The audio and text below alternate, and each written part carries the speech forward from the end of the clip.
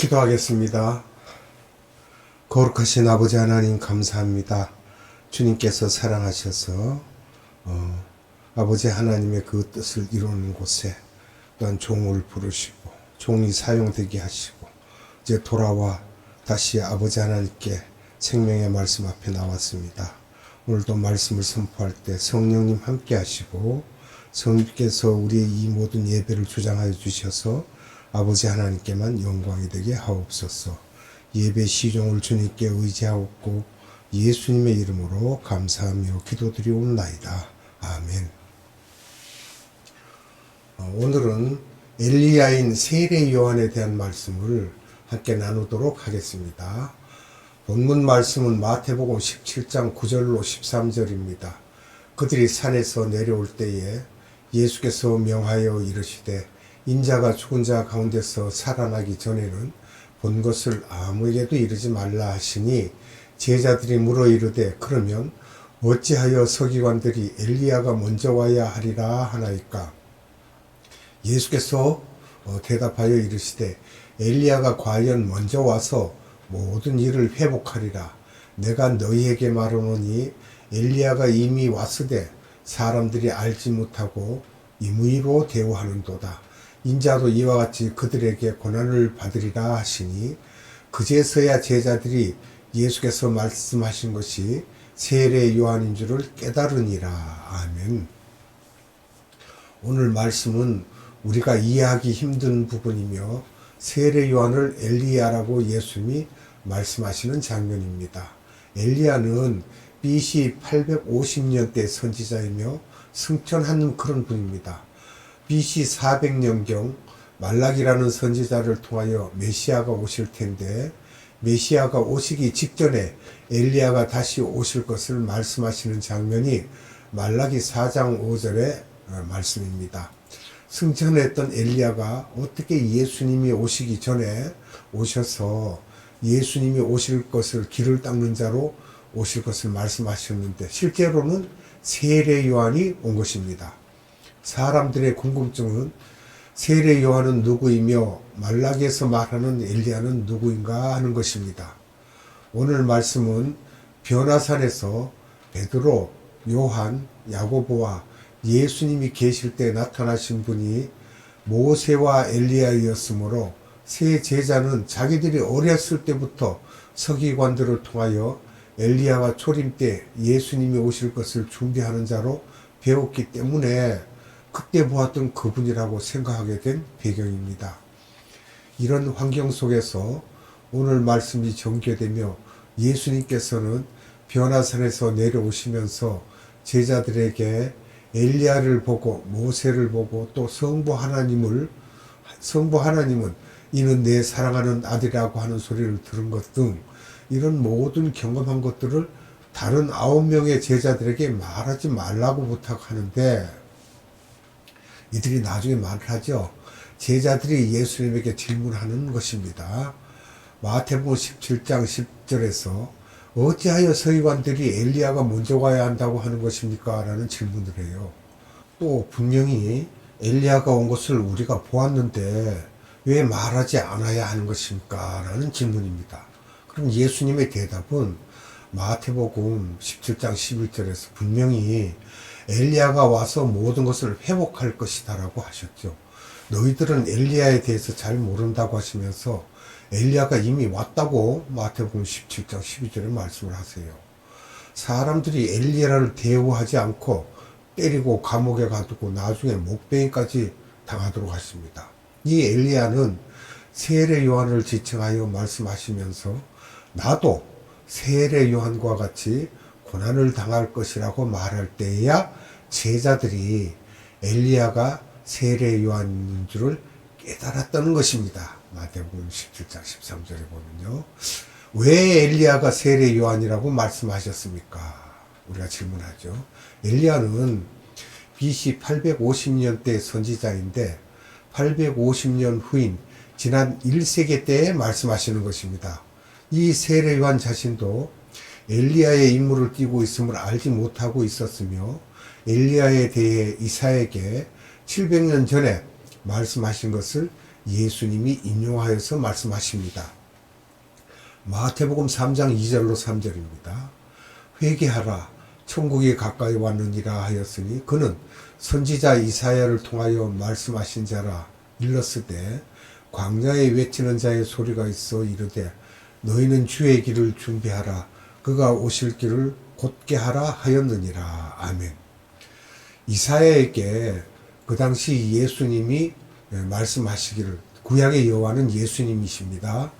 광야에서 외치는 자가 있을 것이며 그가 메시아가 오시는 것을 준비할 것이며 그 일이 벌어지고 있는데 그 일을 하고 있는 세례 요한은 알지 못하고 본인은 사람들을 회개시키고 요단강에서 세례를 주는 전도자로서 생각을 하고 있었지, 세례 요한 자신이 서기관들이 말하던 엘리야라는 것을 모르고 있는 것입니다. 세례 요한도. 그런데 세례 요한도 자신은 물로 세례를 주지만 내 뒤에 오시는 이는 불로 세례를 줄 것이라고 가끔씩 말하기도 합니다. 마태복음 3장 11절로 12절입니다. 나는 너희로 회개하기 위하여 물로 세례를 베풀거니와 내 뒤에 오시는 이는 나보다 능력이 많으시니 나는 그의 신을 들기도 감당하지 못하겠노라. 그는 성령과 불로 너희에게 세례를 베푸실 것이요 손에 키를 들고 자기의 타작마당을 정하게 하사 알곡은 모아 곳간에 들이고 뚝저기는 꺼지지 않는 불에 태우시리라 하며, 예수님은 심판하시는 하나님이심을 성령님이 세례 요한을 통하여 비유적으로 말하게 하셨습니다. 그럼 세례 요한이 예수님에게 세례를 베푸는데요, 이 내용을 한번 봅니다. 세례 요한이 갈릴리 북쪽 지방에서 세례를 베풀 때 예수님이 이분 앞에 나타나셔서 세례 요한에게 나에게도 세례를 베풀라고 말씀하십니다. 그러자 세례 요한이 내가 당신에게 세례를 받아야지 어떻게 당신이 나에게 세례를 받을 수 있느냐고 하지만, 그래도 예수님이 당신이 요한에게 청하여 세례를 받게 됩니다. 그때 갑자기 하늘에서 들려오는 소리가 나는데 이는 내 사랑하는 아들이요 내 기뻐하는 자라는 소리가 들려왔지만, 세례 요한은 그래도 예수님이 누구인지를 알지 못하고 있었지만 1년 반 정도가 지난 후에 세례 요한은 예수님이 과연 누구실까, 저분이 정말 메시아일까 하는 마음이 들면서 메시아인지에 대한 확신이 오지 않았을 때 예수님께서 12 제자들을 필드에 내보내셔서 전도를 시키는 전도 여행의 이야기가 마태복음 11장에 나오며, 예수님 자신도 제자들과 함께 전도를 하려고 나갔을 때 갑자기 세례 요한이 예수님께 나타나서 예수님에게 지금 세례 요한이 옥에 갇혀 있는데 당신에게 가서 당신이 과연 그리스도인지 아닌지 여쭤보고 오라고 하였다며, 자기들이 왔다고 하여 당신이 오실 메시아인지 아니면 다른 사람을 기다릴까요 하며 묻자 예수님은 너희들이 듣고 본 것을 세례 요한에게 가서 얘기하라는 것입니다. 내가 그동안 안전뱅이가 일어나고 소경이 눈을 뜨고 문둥이가 깨끗함을 받고 기머거리가 듣고 죽은 자를 살리고 가난한 자에게 복음이 전파되던 일들을 하지 않았느냐 그러시면서, 누구든지 나로 인하여 실족하면 복이 있는 자가 아니며 세례 요한에게 나를 그리스도로 보지 못하고 다른 생각을 하면 그는 복 없는 자라는 것입니다. 그러니까 예수님이 오실 자라는 걸 확실히 우리가 믿어야 된다는 것입니다. 세례 요한의 정체를 예수님이 말씀하십니다. 분명하게. 요한의 제자들이 떠나서 요한에게 가서 보고를 하고 또 다른 장면이 나옵니다.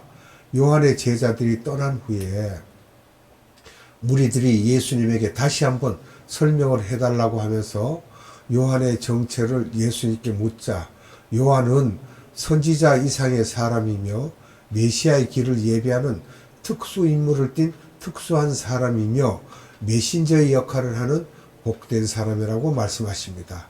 예수님께서 700년 전 이사야에게 말씀하신 이사야서 43장 3절의 말씀을 인용하여 말씀하십니다. 마태복음 11장 9절로 10절입니다. 그러면 너희가 어찌하여 나갔더냐? 선지자를 보기 위함이었더냐? 옳다. 내가 너희에게 이르노니 선지자보다 더 나은 자니라. 기록된 바 보라, 내가 내 사자를 내 앞에 보내노니 그가 내 길을 내 앞에 준비하리라 하신 것이 이 사람에 대한 말씀이니라. 아멘. 마태복음 11장 13절로 14절의 말씀입니다. 모든 선지자의 율법이 예언한 것은 요한까지니 만일 너희가 즐겨 받을진대 오리라 한 엘리야가 곧 이 사람이니라. 아멘. 그러면 엘리야라고 하셨는데 그 뜻을 우리가 살펴본다면요, 나의 하나님은 여호와다라는 뜻입니다. 엘리야의 뜻이 나의 하나님은 여호와다. 엘리야인 세례 요한의 다른 이름은 나의 하나님은 여호와라는 이름을 가진 것이므로 이 말은 나의 하나님은 여호와라는 것이며 이스라엘 백성들에게 여호와는 구약의 하나님이시다라는 말씀입니다. 그러면 이스라엘 백성들에게 구약의 하나님이 예수님이면서 여호와라는 것을 알려주기 위해 준비하신 분이 세례 요한이라는 것입니다. 세례 요한은 이스라엘 백성들에게 너희들이 구약에서 여호와 하나님 하고 많은 사람이 외치고 있을 때 여호와 하나님이 많은 사람에게 나타나셨는데 선지자들 또 아브라함, 모세, 다윗에게 나타나신 여호와 하나님이 바로 예수님이라고 외치는 자가 세례 요한이라는 것이므로 엘리야라는 것입니다. 그것을 850년 전, 또 700년 전, 400년 전의 말라기에도 계속해서 말씀하시면서 나타나셔서 그가 엘리야라고 하셨으며 이것을 850년 전에 엘리야에게 말씀하셨는데 엘리야의 제자의 이름이 엘리샤가 있었는데 이 뜻은 나의 하나님은 구원자라는 뜻입니다. 엘리사가요. 광야에서 들리는 이 외침을 들으면서 나타나신 그 하나님을 볼 때, 즉 예수님이죠. 엘리야의 뒤를 따라온 엘리샤의 이름이 나의 하나님은 구원하시는 분, 구원주 하나님, 그분이 바로 예수입니다. 이 말입니다. 예수님이 여호와 하나님으로서 약속하시는 하나님으로서 나타나셨지만 실제로 이제는 십자가에 죽으셔서 인류에게 구원을 주시는 하나님, 그분이 엘리야의 후계자인 엘리샤였던 것입니다. 예수님이 내가 죽었다가 살아나야 하지 않느냐 하는 것의 의미가 엘리사입니다. 무소부지하신 하나님에 대해서 우리가 보면요, 구약 또는 신약에 보면 모두가 다 예수님에 관한 이야기입니다. 그래서 요한복음에서 전부가 다 나에 관한 이야기라고 하고 계시고요, 여호와 하나님, 구원자 하나님 등 다 예수님에 대한 이야기이며 예수님의 이야기를 상황에 따라서 무소부지하신 분이시므로 여러 가지 상황에 따라 여호와 하나님, 구원자 하나님, 그리스도, 즉 기름 부음 받은 자라고도 하시고요, 하나님의 아들 또는 역사적 시간적인 측면에서 나는 시작과 끝이다, 알파와 오메가다, 또 우리가 도움이 필요한 상황에서 나는 피난처다, 요새다, 마귀들의 세력이 너에게 오지 못하도록 막아주는 피난처다 하시고, 또 우리의 삶 속에서 나의 주인이다, 만물이 예수님 없이는 창조되지 않았다 하시면서 창조주이심을 또 만유를 지배하고 관리하는 만유의 주라고 하면서 그 레벨을 확 낮춰서 우리에게 오셔서 내가 너희들의 친구다 하시면서 우리들과 함께 따라다니신다는 것입니다. 주님이 우리에게 요구하시는 것은 대화하기를 원하시며 우리들이 항상 주님이 저 보좌 위에도 계시지만 우리들과 늘 함께 계심을 알고 대화하는 것이 성령 충만한 것이며, 그래서 우리에게 지상명령을 하시면서 내가 너희와 함께 하리라 이렇게 하지 않으셨습니까? 이분은 거짓말하는 분이 아니기 때문에 함께 하시겠다고 하셨으므로 우리와 함께 하시며, 항상 함께 하시며, 예수님이 함께 하시면 항상 성령님이 함께 운행하십니다. 바람이 운행하듯이 예수님 주위에 성령님이 함께 하심으로 예수님이 계시는데 우리들이 거짓말할 수 있어요? 없습니다. 아니면 우리는 즉시 회개하고 주님이 함께 계심을 인정하고 대화하면 예수님이 우리들 속에 함께 하시며 또 예수님에게 우리에게 능력을 달라고 하면 그 길로 가능케 하시는 성령님이 기름을 부어 주신다는 것입니다. 주님 할 때 우리가 이것을 마이 로드라고 하는 것은 예수님을 가리키며 내 주인이시라는 것이며 주님이 멀리 있다고 생각하지 말고 주님은 나를 홀로 두지 않으시니까 주님이 함께 하시고 성령님이 운행하시기 때문에 천군 천사들이 이분과 동행하심으로 도움을 청하면 주님이 천군 천사들에게 누구를 도와라, 어느 뭐 장로를 도와라, 또 이 건물을 지켜라 이렇게 하실 수 있는 것입니다. 이렇게 매일 주님과 대화하는 것이며 그럴 때 성경 어디를 볼 것을 가르쳐 주시며 마음이 평강이 있습니다. 그러니까 우리가 성경을 찾아야겠죠. 어려울 때 이것이 왜 이런지를 물으면 우리에게 위로를 주십니다. 성령님의 기능 중에 위로자라고 하는데 비난하는 분이 아니시며 위로하시는 성령님이시기 때문에 그렇습니다. 왜냐하면 우리는 진흙과 같은 존재이며 티끌과 같은 존재입니다. 아무리 이쁘게 차리고 나와 봐야 진흙일 뿐입니다.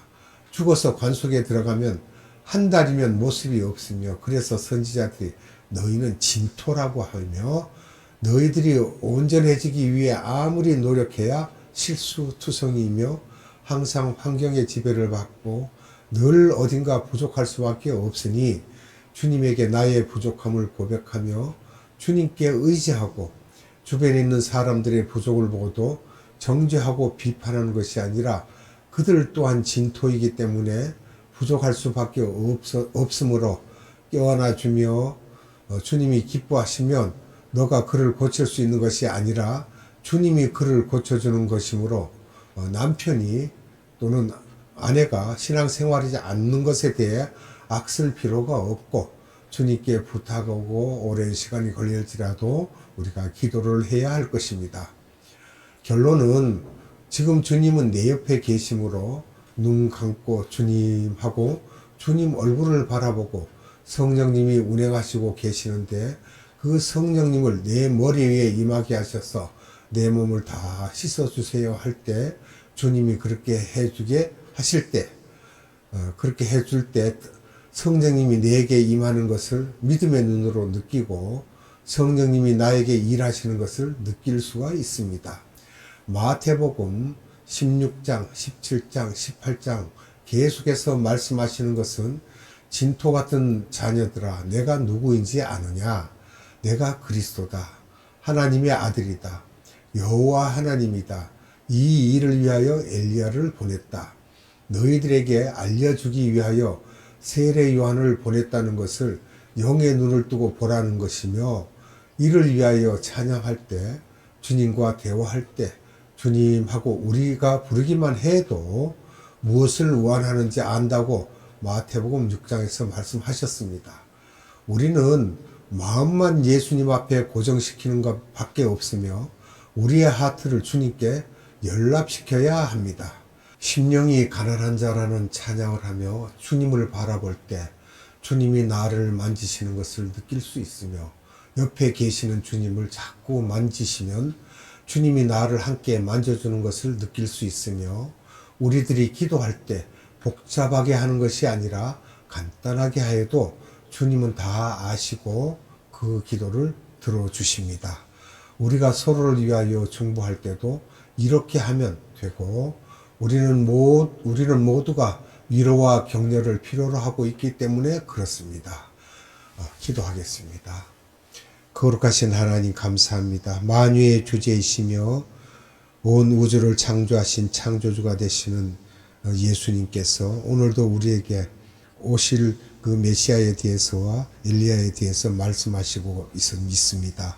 그 엘리야가 바로 우리 예수님이 오실 것을 미리 준비하러 온 엘리야임을 분명하게 말씀하시고 그 준비하고 내려오시는 분이 우리에게 구원주가 되시는 예수님이란 사실을 알려주고 있습니다. 오늘도 생명의 말씀을 우리에게 주사 우리가 하나님의 말씀으로 이 세상에서 살고 있으며 하나님의 말씀으로 우리가 이 세상을 이기고 산다는 것을 잊지 않고 오직 우리가 세상을 살아가는 것은 하나님의 말씀으로 우리가 이 세상을 이기고 산다는 것을 잊지 않게 하옵소서.